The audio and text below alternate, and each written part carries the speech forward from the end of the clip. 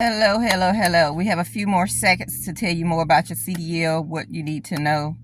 As I was saying, you do need to do a little reading first 2 weeks of school, depending on what school you go to. Some schools have online app that you can go to and do your first 2 weeks online, or your first week, depending on how fast you go.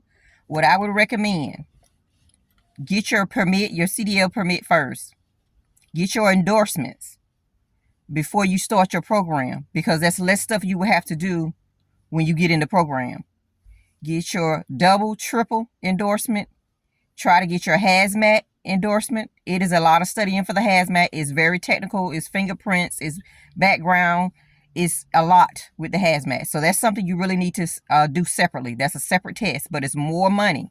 And coming straight out of school, you may not get it, but having those endorsements, tanker endorsement is something you can study. Whatever city, state, town you're in, you study that for that town, that city, that state, whatever it is, that DMV area. You study that, you take the test. Just like your permit, you study that, you take the test.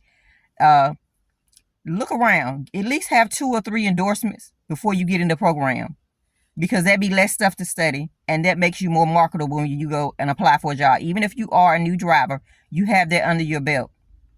As far as the physicals with the CDL, be in good shape. Drink lots of water. I cannot emphasize how much water you need to drink before your CDL physical, because they're checking blood pressure, they're checking for drugs, they're checking for anything that you should not have in your system. So if you out here like to do stupid stuff and money is not important to you, don't even attempt that, because they're going to make sure you're safe enough. Your vision has to be correct. Your body has to be correct. If you're taking blood pressure and diabetic medicine, getting insulin and things, you're going to have a year restriction on your life. You're going to have to go every year to get that checked out. If you go to your local checkoff place that do physicals, and you keep going to that place every year, they're going to see you every year, because they have to make sure that you're safe. Now, if you go in there and you have a physical and everything is good, and you don't have no medical history, you don't have anything attached to you, you don't go to the doctor for high blood pressure, diabetes, hypertension, whatever it is, vision problems, you won't have no restrictions. If you're going into CDL and you know how to drive a stick, manual, automatic transmission, you don't want no restriction. But if you don't know how to drive a stick, it don't really matter. But some schools make you drive an automatic and a manual and a stick, or whatever the terminology you use. So you need to know how to drive a stick, or research your school. Like I said in the previous video, research your school and ask, is that a requirement for me to drive a stick shift?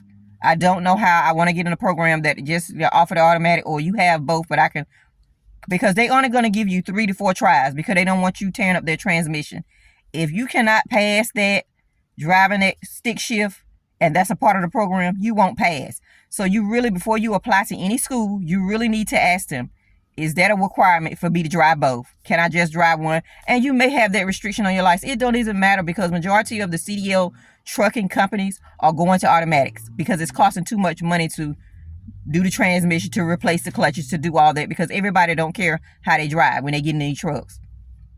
But that one restriction, and you have all those endorsements on your license, it doesn't really matter that you're restricted to driving an automatic transmission. It doesn't matter, because look what you got on you. You have your tanker, you have all your other endorsements, you have your triple, you have your double, you have your hazmat. So you're more valuable.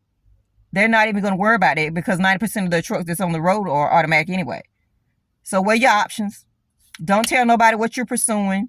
Stay to yourself. Get your CDL. Try to come straight out of school. Or if you do a college, you do a year at a community college or another kind of college, university, and it's not for you, let that be your follow-up going into CDL program somewhere in your town, in your city, in your state. But just know, if you go in another state and they charging $10,000 or $5,000, even if you don't pass, you will still owe that money. Like I said in the previous video, make sure you go over somebody's channel at a Pacific school or whatever location, and go over their pre-trip, post-trip procedures, so you can know